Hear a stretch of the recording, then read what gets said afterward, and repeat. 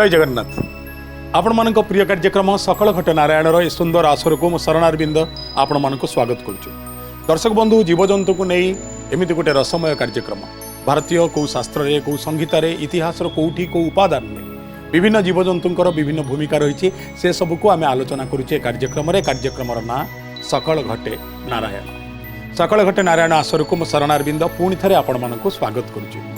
दर्शक बंधु अनेक जीवों विषय में आलोचना करिचे। आज आम एमती एक जीव विषय आलोचना करवा जो जीवटीए जो जंतुटीए दौड़े माहिर आउ जो जंतु नथिले भारतीय संस्कृति रे जहाँ को आम वैदिक संस्कृति बोली कहूँ तेबे वेद मध्य न था। आपण कहे एमती जीवटी किए सेमती जीवटी आउ कहीं नुह आज्ञा सेमती जीवर ना घोड़ा। एमती रे आपण मान समस्त जानती घोड़ा को वाहन भाव में व्यवहार करा जाए। घोड़ा अचंचल मनीष को आउ टिके चंचल करने ता समय को बंचेवाई मनीष घोड़ार व्यवहार करथिला। तेबे घोड़ार व्यवहार कौन केवल गोटे वाहन भाव में घोड़ार व्यवहार केवल कौन मनीष को बुहाउथिबा गोटे पशु भाव में ता परिचय सीमित। भारतीय संस्कृति रे घोड़ार आउ कौन कौटी अवदान नहीं। जदि आमे आउ टिके भितर को जीवा आमे घोड़ा कहले बुझू राजकीयता को, आमे घोड़ा कहले बुझू मनीष भीतर पूर्ति शक्ति बा काम शक्ति को, आमे घोड़ा कहले बुझू तेज एवं मर्यादा को, आमे घोड़ा कहले बुझू जीवन और गतिशीलता को। तेबे भारतीय धार्मिक परंपरा रे किंतु ये घोड़ा भी किसी कम भूमिका नहीं। आपण कहिबे ये घोड़ार भूमिका कोठी कौन कौन केमिति भाव में संपादित होइछि। जदि आपण महाभारत को जिबे आपण निश्चित रूपे घोड़ार वर्णना पाइबे। जदि आपण महाभारत को छाड़ी देई ब्रह्मपुराण को जीवे सेठी मध्य अश्वर वर्णना पाइबे एवं विभिन्न पुराण रे आपण अश्व विषय रे विशद और व्यापक वर्णना पाई परिबे। तो आपण कहिबे जे प्रथमे आमे को विषय आलोचना करिबा उचित। दर्शक बंधु भगवान विष्णु मध्य घोड़ार रूप धारण करथिले। आपण कहिबे भगवान को समय रे घोड़ार रूप धारण करथिले। आमे समस्ते जानू आम संस्कृति वैदिक संस्कृति। भारतीय माने प्रश्वास एवं निश्वास बिना हुए तो बंची जाई पारंती किंतु वेद बिना केबे भी नुह। वेद आम परिचय, वेद आम परिचिति, वेद आम ख्याति, वेद आम व्याप्ति, वेद आम संस्कृतिर अहंकार, वेद आम संस्कृतिर अलंकार। आम संस्कृति को कहगला वैदिक संस्कृति। अतएव जीवन पाई जहाँ जहाँ प्रज्ञार आवश्यकता अच्छी सबुकिछि आपण वेदरू पाइपर। जदि वेद नाही तेबे भारत वर्षर कौनसी परिचय मध्य नाही। मैक्सवेल भली विशिष्ट दार्शनिक भारतवर्ष को एवं भारतवर्षर वेद को बुझी सारा पर शेष गोटे धाड़ी कहले if I have to look for the whole world where the god has bestowed its best I will point out the India. अर्थात जदि मते समग्र विश्व को संधान करने को कहा जाए एवं कहा जाए विश्वर एमती एक भूमि कौटी अच्छी जोटी ईश्वर निजर सबकिछि अजाड़ी देइछन्ति तबे मु से भूमिर ना भारतवर्ष बोली कहिबे। तबे मैक्सवेल कौन देखी भारतवर्ष को अखिल विश्वर श्रेष्ठ भूमि भूमि कहले। तबे मैक्सवेल कौन देखी भारतवर्ष को अखिल विश्वर श्रेष्ठ भूमि बोली कहले। किछु नुहे दर्शक बंधु केवल आम पाखरे वेद थिला। वेदर सृष्टिकर्ता भाव में आम विश्वास करू वेदर सृष्टि होता ब्रह्मा ठार एवं ब्रह्मा निजर चतुर्मुख प्रतीकात्मक भाव में देखाती ये चारि मुख चारि वेदर प्रतीक चारि दिगर प्रतीक एवं ब्रह्मा मध्य हस्तरे वेद धारण करती। दिनाकाते असुर माने भाविले आमे तो जनकोठू जन्म हेले जणे ही गले ईश्वर आउ जणे ही गला असुर एमिति कोन पई। जदि गोटे बापार दीटा पुओ जणे सकल अधिकार सह सम्मान सह मर्यादा सह गरिमा सह बंचुची आउ जनकु दुनिया घृणा करुची जनकु पूजा करुची जनकु पदाघात करुची जनकु देखि स्मितहास्य फिंगुची आउ जनकु देखि पदाघात करिया पई गोड़ टेकी दउची एमिति ही परिबनी। आमे असुर माने मध्य ईश्वर हबाकू चेष्टा करिबा उचित। सब असुर माने मिलित ही गले एवं मिलित ही से माने गोटे साधारण सभा कले। साधारण सभा कहगला जे आमे कौन कले ईश्वर हो पारिबा। केही कहले आम स्त्री माने जदि लक्ष्मी सरस्वती परी सुंदर हुंती लोक आमको निश्चय ईश्वर कहले। केही कहले ना ना आमर कुत्सित कदाकार बलिष्ठ शरीर आमे माने मांसाहारी आमे माने जो दिन गोरा हो जावा चिकणिया हो जावा सुंदर हो जावा भल धोती पिंधिबा मुकुटटीए पिंधिबा गोटे बाहन उपरे बसिबा लोक मानकु आशीष मुद्रा दबा तेबे आम माने देवता हो। समस्ते सब कथा कही सारा पर शुणुले मय मय कहले ना ना तुम मैंने समस्ते भूल कौच नाउ ना सकल देवकूलर जी मुरबी सकल देवकूलर जी पितामह ना से किए ना स्वयं ब्रह्मा त्वं ब्रह्मा चतुर्मुखस्य ना ना जदि ब्रह्मा समस्तंकर सृष्टिकर्ता हुंती ताले ब्रह्मांकर एकमात्र परिचय होची ब्रह्मांक हाथ रे थिबा वेद। गोटे काम कर जदि आमे वेद को हरण करी नहीं आसीबा तेबे स्थिर हुओ आ निश्चित हुओ जे आमे असुर हेले मध्य आमे ईश्वर पालटी जीवा। एबे असुर कुलर समस्त मिसी प्रयास आरंभ करदे। दुई जन हेले मुख्य सेनापति जने मधु आउ जने कैटभ। मधु एवं कैटभ काल विलंब न करी कहले एबे आउ अपेक्षा करिवा नहीं समय हो गलानी असुरु ईश्वर हबाकू आमे जो प्रचेष्टा जारी रखिबा ता पई आवश्यक होउथिबा सर्वप्रथम चीजटी होउची वेद। आ विलंब करनी ब्रह्मांक विरुद्ध रे युद्ध घोषणा करिबा आमे मधु आउ कैटभंक सह आहुरी जेते सैन्य सामंत अच्छे समस्ते लड़ाई आरंभ करिबा एवं ब्रह्मांक टू वेद को छड़े आनिबा। ताहा ही हला मधु आउ कैटभ प्रबल पराक्रम सहित प्रचंड सामर्थ्य सहित आक्रमण आरंभ करदेले वेदपति ब्रह्मांक उपरे एवं ब्रह्मांक ठू छिन्न कले ब्रह्मांक ठू छड़े आनले ब्रह्मांक हाथ रे थिबा वेद को एवं ब्रह्मांक हाथरू आनी वेद को मधु कहला वेद को मु चिरी दउची कैटभ कहला नाई रे ये ज्ञान ये जोठी पड़िबो 100 गुण बढ़िबो ना तबे कौन करिबा ना ये वेद को आमे रसा तळ को फिंगी दबा। मधु आ कैटभ मिसी एबे सेया कले वेद को फिंगी देले रसा तळ को। वेद विहुन जेतबळे हेई गला स्वर्ग देवता माने अज्ञ हेई गले विज्ञ जो माने प्राज्ञ थिले से माने बाचाळ हेई गले एवं देवता मानक भितर विभिन्न विलक्षण देखागला। समस्ते चिंतार पड़गले आम मानक चाली रे चलनी रे व्यवहार रे आचार रे कथोपकथन रे नीति रे नियम रे निष्ठा रे ये विवर्तन कहीं ये परिवर्तन कहीं। नारद आसी संगे संगे संवाद देले ये सकल परिवर्तन एकमात्र कारण जो वेद आम प्रज्ञार प्रथम पाहाच जो वेद आम जीवन आउ जीविकार इतिवृत्ति आम परिचिति से वेद को मधु आउ कैटभ हरण कर चिंतार पड़गले सकल देवता चाहिए शिवं मुह को भगवान शंकर कहले असुर कूलर अनेक असुर मो द्वारा वर प्राप्त मु जोटी अभय देइछि सेठी आ अभिशाप देबे। ब्रह्मा को आगला ब्रह्मा आपण कौन करिवे करंतु।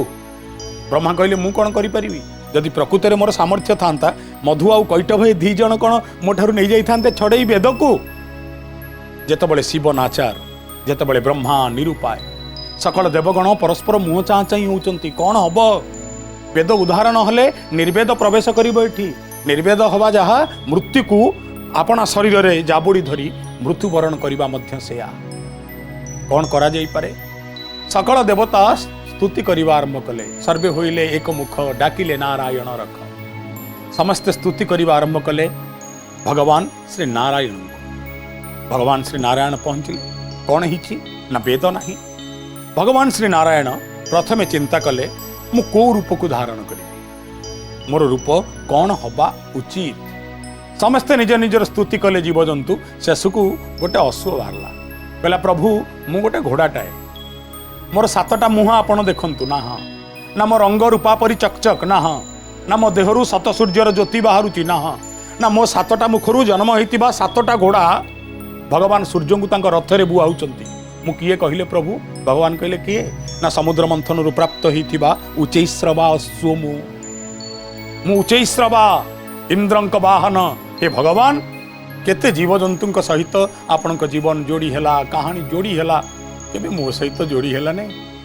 भगवान अश्व रूप धारण कले किंतु सप्तमुख नुह एक मुख रहिला नाम हला हयग्रीव। ग्रीवा शब्द रही ग्रीव ग्रीव अर्थात गला बेक एवं अश्वर मुख अश्वर गला मध्य। भगवान से जो रूप धारण कले देवकुल भयभीत हो गले देवकुल आतंकित हो गले। भगवान विष्णु एपरी रूप धारण करिसंती ए अवतार रे भगवान का नाम कौन हैला ना हयग्रीव। हयग्रीव अवतार रे भगवान कौन कले ना हयग्रीव अवतार रे मधु एवं कैटभ दुई राक्षसों को भगवान हत्या कले एवं मधु कैटभों को हत्या करिबा परे भगवान वेद को उद्धार कले। यदि आम शाक्त मत जीवा सेठी देवी आविर्भाव होती ଯେତେବେଳେ ବୈଷ୍ଣବ ତତ୍ତ୍ୱରେ ହୟଗ୍ରୀବଙ୍କ କଥା ଉଠୁଛି ସେଠି ବେଦର ଉଦ୍ଧାରକର୍ତ୍ତା ହେଉଛନ୍ତି ସ୍ୱୟଂ ହୟଗ୍ରୀବ ଏବଂ ମଧୁ କୈଟଭଙ୍କର ଯିଏ ମୃତ୍ୟୁର କାରଣ ସେ ମଧ୍ୟ ହେଉଛନ୍ତି ଭଗବାନ ହୟଗ୍ରୀବ। ଆପଣ ଜାଣନ୍ତି ଭଗବାନ ହୟଗ୍ରୀବଙ୍କୁ ବିବିଧ ଭାବେ ଭାରତୀୟ ସଂସ୍କୃତିରେ ଭାରତୀୟ ଶାସ୍ତ୍ରରେ ସ୍ତୁତି କରାଯାଇଅଛି। ଭଗବାନ ହୟଗ୍ରୀବଙ୍କ ଶରୀର କଥା ଉଠିଲେ କୁହାଯାଏ ସତ ସୂର୍ଯ୍ୟର ତେଜ ଯୋଉଠୁ ଆଖିରେ ଗୋଟିଏ ଆଖିରେ ସୂର୍ଯ୍ୟ ଏବଂ ଗୋଟିଏ ଆଖିରେ ଚନ୍ଦ୍ର, ଯୋଉଠି ଘୋଡ଼ା ମୁହଁ ହଲେଇ ଦେଲେ ସତେକ ଅରଣ୍ୟ ମଧ୍ୟ ଧରାଶାୟୀ ହୁଅନ୍ତି, ସତେକ ଜଙ୍ଗଲ ଟଳି ପଡ଼ନ୍ତି, ସେ ହେଉଛନ୍ତି ଭଗବାନ ହୟଗ୍ରୀବ। ଏବଂ ଏକଥା ଶୁଣିଲା ବେଳେ ଯେ ଭଗବାନ ହୟଗ୍ରୀବ ମଧୁ କୈଟବଙ୍କ ବିନାଶକାରୀ, ସେତେବେଳେ ଆଉ ଗୋଟିଏ କଥା ମଧ୍ୟ ମନେ ପଡ଼େ। ଯେତେବେଳେ ଆପଣ ତାରକାସୁର ନିଧନ କଥାକୁ ଯାଆନ୍ତି, ତାରକାସୁରକୁ ହତ୍ୟା କରିବା ପାଇଁ ତାରକାସୁରର ପାଖରେ ଥିବା ସେନାପତି ବୃନ୍ଦ, ସୈନିକ ବୃନ୍ଦ, ମାୟା ସୈନ୍ୟ, ତାରକାସୁର ପାଖରେ ଥିବା ସେନାପତି ବୃନ୍ଦ, ସୈନ୍ୟ ବୃନ୍ଦ ବିବିଧ ମାୟା ରୂପ ଧାରଣ କଲେ। କେତେବେଳେ କାହାର ଗୋଟାଏ ଆଖି 5ଟା ଗୋଡ଼, କେତେବେଳେ କାହାର 6ଟା ଆଖି 40 ହାତ, କେତେବେଳେ କାହାର ମୁଣ୍ଡଟା କେବଳ ଗଡ଼ି ଗଡ଼ିକି ଆସିକି ଅସୁରମାନଙ୍କୁ ମାରିଲା, କେତେବେଳେ ଖାଲି ହାତର ରୂପ ଧାରଣ କରି ମାରିବାକୁ ଲାଗିଲେ। ମାୟା ଯୁଦ୍ଧ ଆରମ୍ଭ ହୋଇଗଲା ଏବଂ ଯେତେ ଯେ ଚାହିଁଲେ ମଧ୍ୟ ଏ ମାୟା ଯୁଦ୍ଧରୁ ତାରକାସୁର ନିକଟରୁ ବର୍ତ୍ତିବାର ଶକ୍ତି ଆଉ ସାମର୍ଥ୍ୟ ଦେବକୁଳର ନଥିଲା। ସମସ୍ତେ ଚିନ୍ତିତ ହେଲେ, ପହଞ୍ଚିଲେ ଭଗବାନ ବିଷ୍ଣୁଙ୍କ ନିକଟରେ। ଭଗବାନ ବିଷ୍ଣୁ, ହେ ଭଗବାନ ବିଷ୍ଣୁ, ଆପଣ ମାୟାର ପ୍ରଥମ ଅଧୀଶ୍ୱର, ଯସ୍ମାତ୍ ସର୍ବମିଦಂ ପ୍ରପଞ୍ଚ ରଚିତମ୍ ମାୟା ଜଗତ ଜାୟତେ। ଏ ଜଗତ ଯାକର ସବୁକିଛି ମାୟା ଆପଣଙ୍କ ଦେହରୁ ସୃଷ୍ଟି ହେଇଛି। ଆପଣ ମୋହିନୀ ବେଶ ଧାରଣ କରି ଭସ୍ମାସୁରକୁ ଭସ୍ମ କରିଥିଲେ। ଏ ଦୁନିଆର ସକଳ ମୋହନ ଶକ୍ତି, ସକଳ ମାୟା ଶକ୍ତି, ଏ ସବୁ ସାମର୍ଥ୍ୟର ଅଧିକାରୀ ହେଉଛନ୍ତି ଏକମାତ୍ର ଆପଣ, ହେ ଭଗବାନ ବିଷ୍ଣୁ। ଆପଣ ଏବେ କ'ଣ କରନ୍ତୁ? ଭଗବାନ ବିଷ୍ଣୁ ମୋହିନୀ ରୂପ ତ ଧାରଣ କରିସାରିଥିଲେ, ଏବେ ଚିନ୍ତା କଲେ ମୁଁ କେଉଁ ରୂପ ଧାରଣ କରିବି। ନା ତମମାନେ କ'ଣ ଚାହୁଁଛ? ନା ତାଙ୍କର ଗୋଟିଏ ଗୋଟିଏ ସୈନ୍ୟ ଆମର 100 ଲୋକଙ୍କୁ ମାରୁଛନ୍ତି। ଭଗବାନ ବିଷ୍ଣୁ କହିଲେ ମୁଁ ଏମିତି ଏକ ରୂପ ଧାରଣ କରିବି, ମୁଁ ଏତେ ଗତିରେ ଯିବି, ମୁଁ କାହାକୁ ମାରିବା ତ ଦୂରର କଥା, ମୋ ବେଗରୁ ଯେଉଁ ପବନ ବାହାରିବ, ସେ ପବନ ଯାହା ଦେହରେ ବାଜିବ ସେମାନେ ତ୍ରିପୁର ବାହାରେ ପଡ଼ିବେ। ଏବେ ମୁଁ ସେଇ ରୂପକୁ ଧାରଣ କରୁଛି। ସମସ୍ତେ ଅପେକ୍ଷା କଲେ ଏମିତି କେଉଁ ରୂପ ଅଛି? ଭଗବାନ ଧାରଣ କଲେ ପୁନଶ୍ଚ ସେଇ ହୟଗ୍ରୀବ ରୂପ। କ'ଣ ଥିଲା ହାତରେ? ନା ଧଳା ଦେହ, ନାରାୟଣଙ୍କ ଭଳି ଚତୁର୍ଭୁଜ, 4ଟା ହାତ, ଉପର 2 ହାତରେ ଶଙ୍ଖ ଆଉ ଚକ୍ର, ତଳେ ଗୋଟିଏ ହାତରେ ଦକ୍ଷିଣ ପଟେ ବେଦଟାଏ ଏବଂ ବାମ ପଟେ ଆଶୀଷ ମୁଦ୍ରାଟାଏ। ଅଶ୍ୱରୂପ ଧାରଣ କରି ଭଗବାନ ଗତି କରିବାକୁ ଲାଗିଲେ। ଭଗବାନ ହୟଗ୍ରୀବଙ୍କ କଥା ଉଠିଲେ କୁହାଯାଏ ସ୍ୱୟଂ ଭଗବାନ ବିଷ୍ଣୁ ଅଶ୍ୱର ମୁଖକୁ ଧାରଣ କଲେ। ନା ବକ୍ଷକୁ କିଏ ଧାରଣ କଲେ? ନା ବ୍ରହ୍ମା। ନା ବାକି ଶରୀରକୁ କିଏ ଧାରଣ କଲେ? ନା ଭଗବାନ ଶଙ୍କର। ନା କିଏ କିଏ ତା ଭିତରେ ରହିଲେ? ନା ଅଷ୍ଟବସୁଙ୍କ ଭିତରୁ 4 ବସୁ ଭଗବାନଙ୍କର 4 ପାଦ ହେଲେ ଏବଂ 10 ଦିଗ ଭଗବାନଙ୍କ ଦେହର ଲୋମ ହେଲେ। ବିବିଧ ବର୍ଣ୍ଣନା ରହିଛି ପୁରାଣମାନଙ୍କରେ ଯେ ସକଳ ଦେବାଦେବୀ କେମିତି ହୟଗ୍ରୀବଙ୍କ ଶରୀରରେ ସ୍ଥାନ ନେଇଗଲେ। ଆଉ ସତକୁ ସତ ହୟଗ୍ରୀବ ଏତେ ମାତ୍ରାରେ ଗତି କରିବାକୁ ଲାଗିଲେ ଯେ ତାଙ୍କ ଦେହରୁ ସୃଷ୍ଟି ହେଉଥିବା ପବନ ଯେଉଁ ଅସୁରମାନଙ୍କ ଦେହରେ ବାଜିଲା, ସେମାନେ ମଧ୍ୟ ନିପାତ ହେବାକୁ ଲାଗିଲେ। ଆପଣ କହିବେ ଓଡ଼ିଶାରେ କାହିଁ ପିଲାଦିନୁ ଆମେ ତ ହୟଗ୍ରୀବ ଉପାସନା ଦେଖିନୁ? ଆଉ ଟିକେ ଗମ୍ଭୀର ଭାବରେ ଆପଣମାନେ ବିଚାର କରନ୍ତୁ, ତାପରେ ଆପଣମାନେ ଜାଣିପାରିବେ ଓଡ଼ିଶାରେ କିଭଳି ଭାବରେ ହୟଗ୍ରୀବ ଉପାସନା ପ୍ରଚଳିତ ହେଇଛି, ହୟଗ୍ରୀବଙ୍କ ପାଇଁ ଓଡ଼ିଶା କିଭଳି ଭାବରେ ସମୃଦ୍ଧ ହେଇଛି। ଆଜ୍ଞା ଏକଥା କହିବି, ଯଦି ଘୋଡ଼ା ନଥାନ୍ତା ତାହେଲେ ଓଡ଼ିଶା ଗୋଟିଏ ସମୟରେ ପାଉଥିବା ହାସ୍ୟ ରସମୟ ସାହିତ୍ୟ ଆଦୌ ପାଇନଥାନ୍ତା। ଓଡ଼ିଶାର ଜଣେ ଏମିତି କବି ଥିଲେ ଯିଏ ଭାବ ଆଉ ଭକ୍ତିର ମହାଗ୍ରନ୍ଥ ଲେଖୁଥିଲେ, ପ୍ରେମର କାବ୍ୟ ଲେଖୁଥିଲେ, ରାଧାକୃଷ୍ଣଙ୍କର କଥା ଲେଖୁଥିଲେ ଏବଂ ତାଙ୍କର ସବୁଠୁ ବଡ଼ ଧାରା ଥିଲା ସମ୍ଭବତଃ ଉତ୍କଳୀୟ ସାହିତ୍ୟର ପ୍ରଥମ ହାସ୍ୟରସ ସ୍ରଷ୍ଟା, ଯାହାଙ୍କର ପ୍ରତିଭାର ଏକମାତ୍ର କାରଣ ଥିଲେ ସ୍ୱୟଂ ହୟଗ୍ରୀବ ଏବଂ ଯିଏ ହୟଗ୍ରୀବଙ୍କୁ ସାକ୍ଷାତ ଦର୍ଶନ କରିଥିଲେ। ଯେଭଳି ଭାବରେ ରାମ ତାରକ ମନ୍ତ୍ରରେ ଭଗବାନ ରାମଙ୍କୁ ଜପ କରି ଧ୍ୟାନ କରି ସାଧନ କରି କବି ସମ୍ରାଟ ଉପେନ୍ଦ୍ର ଭଞ୍ଜ ସିଦ୍ଧ ହୋଇଥିଲେ ଏବଂ ଓଡ଼ିଆ ବାଣୀ ଭଣ୍ଡାରକୁ ସମୃଦ୍ଧ କରିଥିଲେ, ଠିକ୍ ସେଇଭଳି ଭାବରେ ନୟାଗଡ଼ର ଇଟାମାଟିରେ ଜନ୍ମ ହୋଇଥିଲେ ଜଣେ କବି। ସେ କବିଙ୍କ ନାଁ ପୂର୍ବରୁ ତାଙ୍କର ଗୋଟିଏ ଗୋଟିଏ କବିତା ମନେ ପଡ଼ିଗଲେ ଆପଣମାନେ ହସି ଉଠନ୍ତି। ଯିଏ କହୁଥିଲେ ଛାମୁ ଯାହା ଦେଲେ ହରସେ, ପାଉ ପାଉ ଗଲା ବରସେ, ଏମନ୍ତ ଭୂଇଁ ଚାକୁଣ୍ଡା ବୁଣିଲେ ଉଠଇ ନାହିଁ। ମୁଁ ଆପଣଙ୍କୁ ମନେ ପକାଇ ଦେବାକୁ ଚାହୁଁଛି ସାହିତ୍ୟ ସଂସ୍କୃତି ପରମ୍ପରାର ପ୍ରାଚୁର୍ଯ୍ୟ ଭିତରେ ତିଆରି ହୋଇଥିବା ମହନୀୟ ମାଟି ନୟାଗଡ଼ ଇଟାମାଟିର କବି ଯଦୁମଣିଙ୍କ ବିଷୟରେ। ଯଦୁମଣି ଯେତେବେଳେ ଶବ୍ଦର ସାଧକ ହେବା ପାଇଁ କବିଟିଏ ହେବା ପାଇଁ ସାରା ଜୀବନ ନିଜ ସାଧନା ଜାରି କରିଥିଲେ। ପାଖରେ ପ୍ରଚୁର ଧନ ନଥିଲା, ସମ୍ପତ୍ତି ନଥିଲା। ସେତେବେଳେ ନୟାଗଡ଼ ରାଜାଙ୍କ ପାଖରେ ଅନେକ ରାଜକବି ଥିଲେ। ବଡ଼ ବଡ଼ ବରଗଛ ଥିଲାବେଳେ ଗନ୍ଧି ଗଛକୁ କେହି ବି ପଚାରନ୍ତିନି। ଯଦୁମଣିଙ୍କ ଅବସ୍ଥା ବିଲକୁଲ ସେଇଆ। ବିଚରା ଅସହାୟ ନିଃସ୍ୱ ଦରିଦ୍ର ଜୀବନଯାପନ କରୁଛନ୍ତି। ତା ଭିତରେ କାବ୍ୟିକ ଜୀବନ ଜୀଇବାର ଇଚ୍ଛା, ବାଣୀ ଦେବୀ ମା ଭଗବତୀ ସରସ୍ୱତୀଙ୍କ ସାମ୍ରାଜ୍ୟକୁ ଆହୁରି ସମୃଦ୍ଧ କରିବା ପାଇଁ ଅମାପ ପ୍ରୟାସ ତାଙ୍କ ଭିତରେ, କିନ୍ତୁ ପ୍ରତିଭାର ଗତି ନାହିଁ। କରିବେ କ'ଣ? ତାଙ୍କୁ ତତ୍କାଳୀନ ଜଣେ ପଣ୍ଡିତ ଏବଂ ପ୍ରାଜ୍ଞ କହିଲେ, ଆପଣ ହୟଗ୍ରୀବ ଉପାସନା କରନ୍ତୁ। ସମସ୍ତେ ତ ଜାଣିଛନ୍ତି ସରସ୍ୱତୀ ବିଦ୍ୟାର ଦେବୀ, ବାଣୀର ଦେବୀ, ମା ସାରଳା, ମା ଶାରଦା ବାଣୀର ଦେବୀ, ବିଦ୍ୟାର ଦେବୀ, କଳାର ଦେବୀ, କବିତାର ଦେବୀ। କିନ୍ତୁ ଆଉ ଜଣେ ବିଷ୍ଣୁ ଅଛନ୍ତି, ସିଏ ମଧ୍ୟ ବାଣୀ, ବିଦ୍ୟା, କଳା ଏବଂ କବିତାର ଦେବୀ। ନା କାହିଁକି? ନା କାରଣ ସେ ପୁସ୍ତକ ଧାରଣ କରିଛନ୍ତି, ବେଦ ପୁସ୍ତକ ଧାରଣ କରିଛନ୍ତି। ନା ସେ କିଏ? ନା ସେ ହୟଗ୍ରୀବ। ଆଜ୍ଞା, ଆପଣମାନେ କାହା ଉପରେ ରାଗିଗଲେ କିମ୍ବା ପରିହାସ କଲେ କହନ୍ତିନି ଘୋଡ଼ା ମୁହାଁ, ଏ ଘୋଡ଼ା ମୁହାଁ ଶବ୍ଦ ମଧ୍ୟ ଯଦୁମଣିଙ୍କର ସୃଷ୍ଟି। ଆପଣ କହିବେ କେମିତି? ସାରା ଜୀବନ ତେବେଠୁ ଲାଗିଗଲେ ଯଦୁମଣି ହୟଗ୍ରୀବଙ୍କ ସାଧନାରେ। ହୟଗ୍ରୀବ ଯେତେବେଳେ ଆନନ୍ଦିତ ହେଲେ ଆଉ ତୃପ୍ତ ହେଲେ, ଆସି ଆବିର୍ଭାବ ହେଇଗଲେ ଯଦୁମଣିଙ୍କ ସମ୍ମୁଖରେ। ଯଦୁମଣି ଦେଖୁଛନ୍ତି ବିରାଟ ଘୋଡ଼ା ମୁହାଁ, ଗୋଟିଏ ହାତରେ ଶଙ୍ଖ ଧରିଛନ୍ତି, ଗୋଟିଏ ହାତରେ ଚକ୍ର ଧରିଛନ୍ତି, ଗୋଟିଏ ହାତରେ ବେଦ ଧରିଛନ୍ତି, ଗୋଟିଏ ହାତ ଅଭୟ ମୁଦ୍ରାରେ। ହୟଗ୍ରୀବ ଭାବିଲେ ମୋର ଯେଉଁ ରୂପକୁ ଦେଖି ବ୍ରହ୍ମା ଆଉ ଶଙ୍କର ବି ଭୟଭୀତ ହୋଇଯାଇଥିଲେ, ଲକ୍ଷ୍ମୀ ସରସ୍ୱତୀ ମୁହଁ ପୋତି ଦେଇଥିଲେ ତଳକୁ, ମୋର ଏ ରୂପକୁ ଦେଖି ନିଶ୍ଚିନ୍ତ ରୂପେ ଇଏ ଉତ୍କଳୀୟ କବି ଯଦୁମଣି ଭୟଭୀତ ହେବେ ଆଉ ଆତଙ୍କିତ ହେବେ। କଥା କିନ୍ତୁ ସେମିତି କିଛି ହେଲା ନାହିଁ। ଉତ୍କଳୀୟ ପ୍ରତିଭା ଯଦୁମଣି ହୋ ହୋ ହେଇ ହସିବାକୁ ଲାଗିଲେ। ଭଗବାନ ପଚାରିଲେ, ଯଦୁମଣି ଏତେ ଦିନ ଧରି ମୋତେ ସାଧନା କରିଛ, ମୁଁ ଆବିର୍ଭାବ ହେଇଛି ତମ ଆଗରେ, ଯେତେବେଳେ ମୁଁ ପହଞ୍ଚିଗଲି ତମେ ହସୁଛ, ମୋତେ ପରିହାସ କରୁଛ। ଯଦୁମଣି ହାତ ଯୋଡ଼ି କହିଲେ, ନାଇଁ ଆଜ୍ଞା, ପରିହାସ କରୁନି। ନା ମୁଁ ଗୋଟେ କଥା ଭାବୁଛି। ନା କ'ଣ ଭାବୁଛନ୍ତି? ଆପଣଙ୍କର ଚାରିଟା ଯାକ ହାତ ଚାରିଟା କାମରେ ବ୍ୟସ୍ତ। ଅଭୟ ମୁଦ୍ରାଟା ବନ୍ଦ କରିହେବ ଭଗବାନ? ଭଗବାନ କହିଲେ, ନା ନା, ଅଭୟ ମୁଦ୍ରା, ଜଗତକୁ ଅଭୟ ମୁଦ୍ରା ପ୍ରଦାନ କରିବି, ଏ ହାତ ତଳୁକୁ ବି ହେବ ନାହିଁ। ନା ଆଜ୍ଞା, ଶଙ୍ଖଟାକୁ ଥୋଇ ହେବ ତଳେ? ନା ନାଇଁ, ହେବ ନାହିଁ। ନା ଚକ୍ରଟାକୁ ଛାଡ଼ି ହେବ? ନା ନାଇଁ, ହେବ ନାହିଁ। ନା ଇଏ ବେଦଟାକୁ ଛାଡ଼ି ହେବ? ନା ନାଇଁ, ହେବ ନାହିଁ। ନା ଏହାର ଅର୍ଥ ଆପଣଙ୍କର ଚାରିଟା ଯାକ ହାତ ସବୁବେଳେ ବ୍ୟସ୍ତ ଅଛନ୍ତି? ନା ହଁ। ନା ଆଜ୍ଞା, ଘୋଡ଼ା ନାକରୁ ଯେତେବେଳେ ସିଙ୍ଗାଣି ଗଡ଼େ ଆପଣ କେଉଁ ହାତରେ ପୋଛିବେ? ଯଦୁମଣିଙ୍କର ଏକଥା ଶୁଣି ଭଗବାନ ହୟଗ୍ରୀବ ମଧ୍ୟ ହସି ଉଠିଲେ। ହସି ଉଠି କହିଲେ, ଯାହା ହଉ, ଜୀବନରେ କିଏ ମୋତେ କେତେ ପ୍ରକାର ସ୍ତୁତି କରିଛି, ମୁଁ ଜୀବନରେ କେତେ ଓଠରେ ହସ ଭରିଛି, କିନ୍ତୁ ହୟଗ୍ରୀବକୁ କିଏ ହସେଇ ପାରେ? ସେ ଜଣକ ତମେ ଯଦୁମଣି। ସାହିତ୍ୟ ପାଇଁ ମାଗୁଥିଲ ନା, ଏଇ ବେଦକୁ ଛୁଆଇଁ ଦେଲି ତମ ମଥାରେ। ନା କ'ଣ ହବ? ନା ବ୍ୟଙ୍ଗ ସାହିତ୍ୟରେ ଅଖିଳ ବିଶ୍ୱରେ ତମକୁ ଆଜିଠୁ କେହି ଟପେଇ ପାରିବେନି। ତମେ ପୃଥିବୀର ଏକମାତ୍ର ଲୋକ ଯିଏ ହୟଗ୍ରୀବକୁ ମଧ୍ୟ ହସେଇ ଦେଇପାରିଲା। ଯଦୁମଣି ତାଙ୍କ ରଚନାରେ ହୟଗ୍ରୀବଙ୍କୁ ବିବିଧ ଭାବେ ସ୍ତୁତି କରିଛନ୍ତି, ପାଦ ତଳେ ପଡ଼ିଯାଇଛନ୍ତି, ଶରଣ ମାଗୁଛନ୍ତି। ହୟଗ୍ରୀବ ଏବଂ ଯଦୁମଣିଙ୍କ ସହିତ ଏହି ହୟଗ୍ରୀବ ସିଏ ଯେ ଅଶ୍ୱରୂପ ଧାରଣ କରିଥିଲେ ବିଷ୍ଣୁ। ହୟଗ୍ରୀବ ଏବଂ ଯଦୁମଣି ଦୀର୍ଘ ସମୟ ଧରି ଆଲୋଚନା ମଧ୍ୟ ଜାରି ରଖିଛନ୍ତି, କାବ୍ୟକୁ ନେଇ, କବିତାକୁ ନେଇ, ସାହିତ୍ୟକୁ ନେଇ।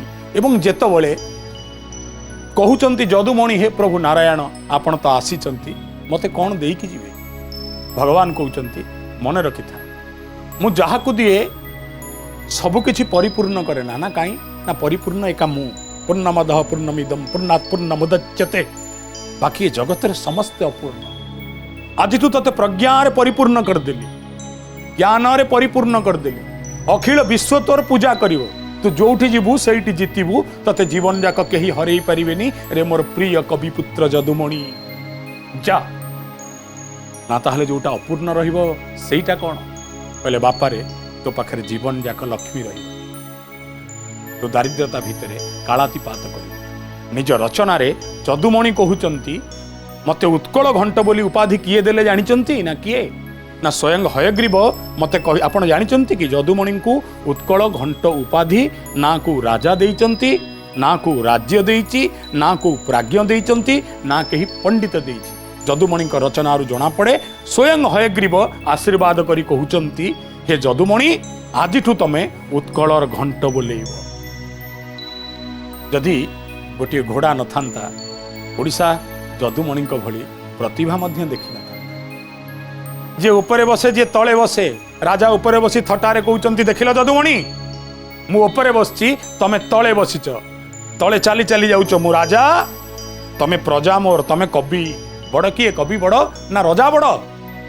जदुमणि कहउचंती निकिति तौल सान बड़ को भारी हुए जेहू रहे तलकू ना ना आज्ञा जार ओजन बेसी से तले रहिबो। आपण भाबंतु आम दी जनक भितरु किए ओजनदार। राजा चुप हो गले जेतेबेले राजा कहिले किंतु मन रख मते राज्य रे समस्ते पूजा करंती भय करंती। जदुमणि कहउचंती राजा सिना पूजा पाए आपणा देश रे कवि पूजा पाउ थाए देश विदेश रे। जदि घोड़ा न थांता भारत वर्ष रे वेद न थांता। जदि घोड़ा न थांता उत्कल को उत्कल घंट जदुमणि भली अखंड प्रतिभाटीए मिली न थांता। दर्शक बंधु आमे कथा होचे घोड़ा विषय रे। दर्शक बंधु आमे कथा होउथिले घोड़ा विषय रे सरीनी कथा घोड़ा विषय रे जानिबा आहुरी अनेक किछि को काव्य रे को कविता रे को शास्त्र रे को संगीत रे इतिहास रो को उपादान ने घोड़ा नेछि विशेष दायित्व एवं गुरुत्व रहिछि घोड़ार।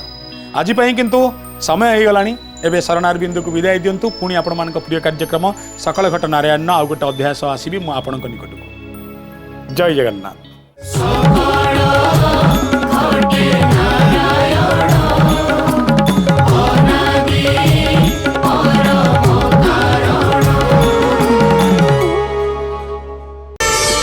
प्रार्थना आम आनंदर उत्स।